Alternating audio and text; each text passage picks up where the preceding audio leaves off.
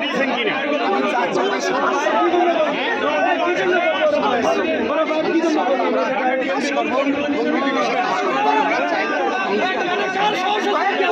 ওনারা বলতেছেন যে ওনারা কর্মবিরতি করবেন, আসলে বিষয়টা কি?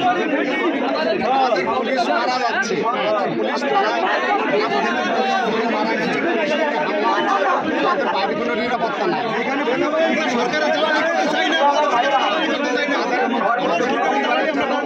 আমাদের পরিবারের নিরাপত্তা নাই।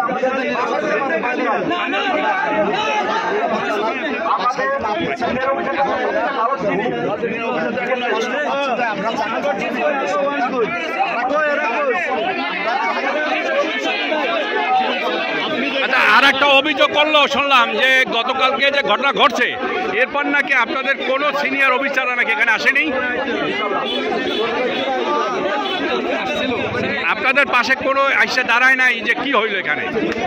আমাদের সবসময় আমাদের সঙ্গে সবসময় আমাদের পাশে আছে এবং আমাদের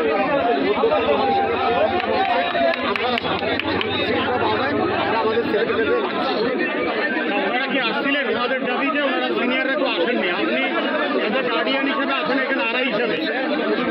আমরা বিভিন্ন কর্মব্যস্তর জন্য সাদা আসে নাই, সাদা আমাদের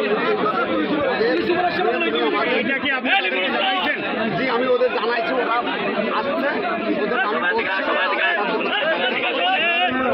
মানে এখানের মূল বক্তব্য রইল যে ঢাকাতে যে ঘটনা ঘটাইছে হারুন সাহেব সহ যারা মানে বিপ্লব সাহেব সহ মানে এই ধরনের ঘটনা তারা প্রতিবাদ জানাচ্ছে নাকি? প্রথম আমরা হচ্ছে জনগণের বন্ধু, কিন্তু আমরা এখন বর্তমানে আমাদের যে পরিস্থিতি আমরা জনগণের শত্রুতে পরিণত হয়েছি। আর জনগণ বুঝতে চাচ্ছে না যে আমরা হচ্ছে সরকারি চাকরিজীবী, প্রজাতন্ত্রের কর্মসূচি আমাদের পালন করা হচ্ছে আমাদের দায় দায়িত্ব। তো আমাদের এখন আমরা কর্মবিরতি চাচ্ছি, আমরা 9 দফা দাবিতে কর্মবিরতি ঘোষণা করেছি। সকল পুলিশ হত্যার দৃষ্টান্তমূলক শাস্তি নিশ্চিত করা, নিহত পরিবারের ক্ষতিপূরণ সহ সেই পরিবারের ন্যূনতম একজন সদস্যকে সমপদে নিয়োগ নিশ্চিত করা, আহত সকল পুলিশ সদস্যদের সুচিকিৎসা নিশ্চিত করা ও ক্ষতিপূরণ প্রদান নিশ্চিত করা। 8 ঘন্টার বেশি যদি কোনো পুলিশ সদস্য ডিউটি করে এবং তাকে 8 ঘন্টা ডিউটি বেশি পালনে তাকে ওভার ডিউটির সুবিধা দিতে হবে। শুক্রবার শনিবার সহ সকল সরকারি ছুটি ভোগের সুযোগ প্রদান করতে হবে। ঊর্ধ্বতন কর্তৃপক্ষের আদেশ দানে সংবিধান ও জনগণের মনের কাঙ্ক্ষিত বিষয় প্রাধান্য দেওয়া, পুলিশকে রাজনীতিমুক্ত রেখে নিরপেক্ষতার সাথে কাজ করার সুযোগ নিশ্চিত করা।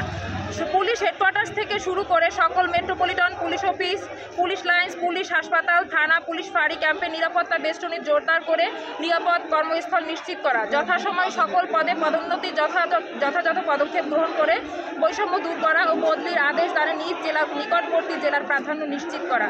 বাংলাদেশ পুলিশ বাহিনীর মর্যাদা রক্ষায় পুলিশ সংস্কার আইন প্রণয়ন করা, যেন বাংলাদেশ পুলিশ বাহিনীর সদস্যরা দ্রুততম সময়ে যে কোনো সিদ্ধান্ত গ্রহণ করতে পারে। এই হলো আমাদের। এটা কি আপনাদের সেন্ট্রালি চলতেছে সারা দেশব্যাপী? হ্যাঁ, এটা আমাদের সেন্ট্রালি চলতেছে সারা দেশব্যাপী। আজকে সারা দেশে? হ্যাঁ, আজকে সারা দেশে। কয় ঘন্টা কর্মবিরতি পালন করলেন না চলতে থাকবে আজকে? এটা চলে থাকবে অনির্দিষ্টকালের জন্য, যতক্ষণ আমাদের নিরাপত্তা না হবে এবং আমাদের দাবি না মানা হবে।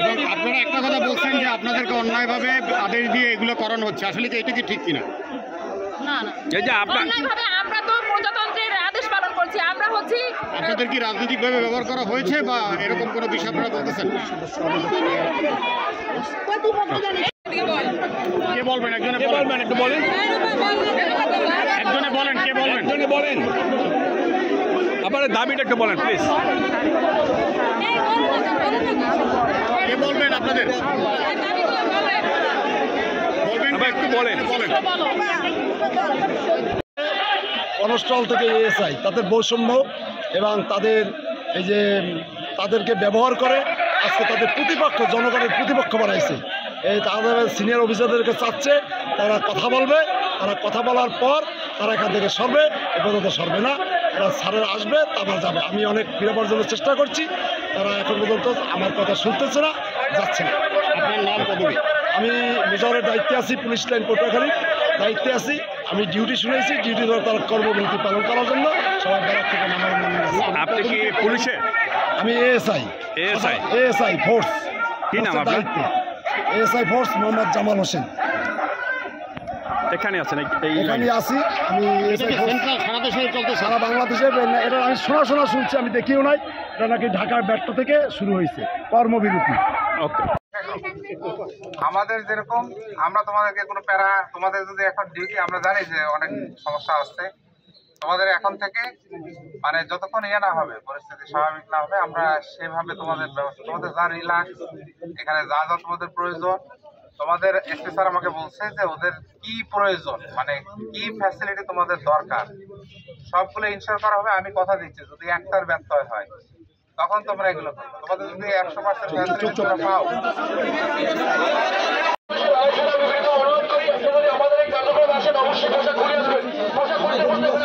হামলা করা হয়েছে।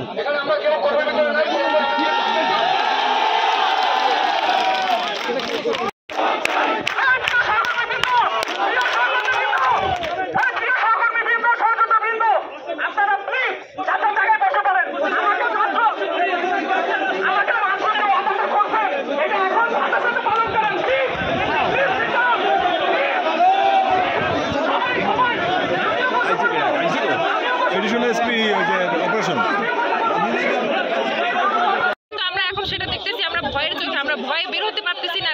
এখন আমরা ভয়ে ব্যারাকে অবস্থান করেছি, ইউনিফর্ম পরতে পারতেছি না। তারপর আমরা আমাদের পরিবার এখন নিরাপত্তাহীনতায় ভুগতেছে। পরিবারকে এখন আমরা পুলিশের চাকরি